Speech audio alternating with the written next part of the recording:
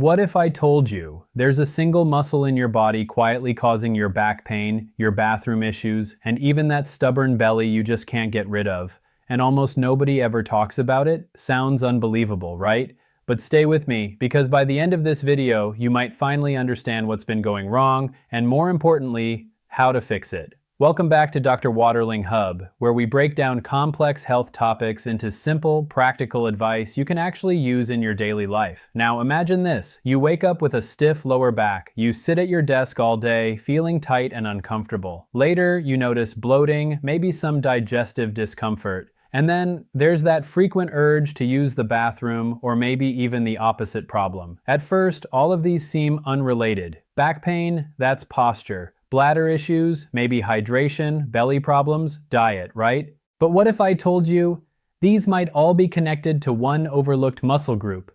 Let me introduce you to something most people have heard of, but very few truly understand: your pelvic floor. Yes, that's the one. Now before you think, wait, isn't that just something women deal with after childbirth?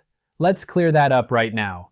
Everyone has a pelvic floor. Men, women, young, old. And when this muscle group isn't functioning properly, it can quietly create a domino effect throughout your entire body. Here's the problem. Your pelvic floor is like the foundation of a house. You don't see it, you don't think about it. But if it's weak or too tight, everything above it starts to suffer. Let's break this down in a simple way.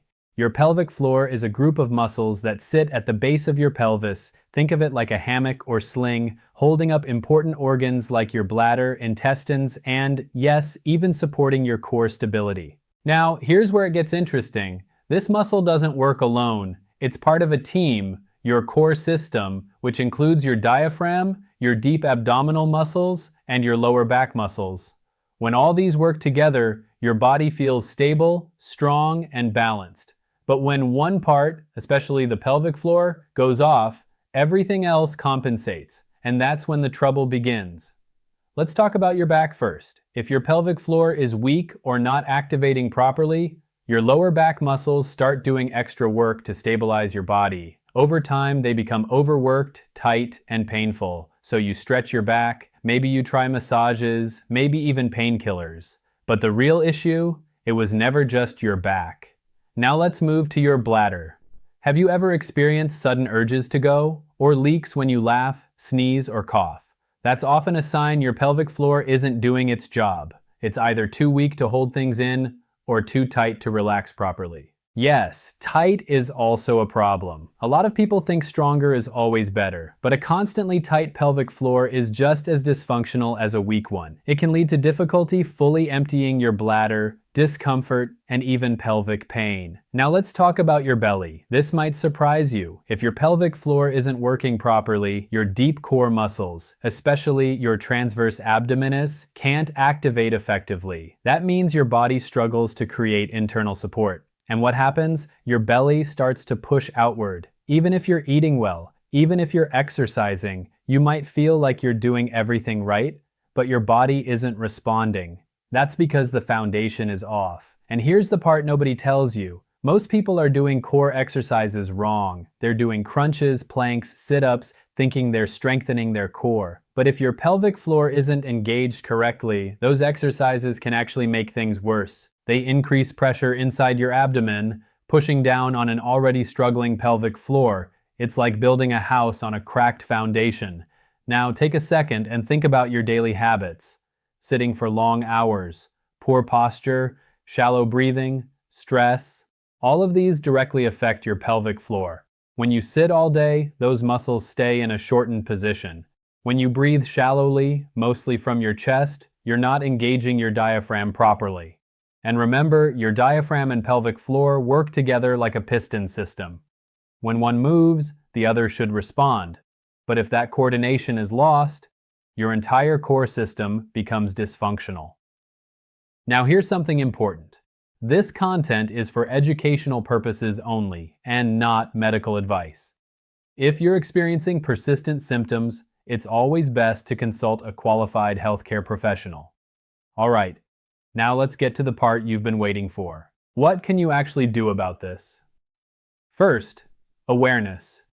Most people don't even realize they have a pelvic floor issue. Start by noticing your body. Do you hold your breath when lifting something? Do you constantly suck in your stomach? Do you feel tension in your lower abdomen or pelvic area? These are clues. Second, learn to breathe properly.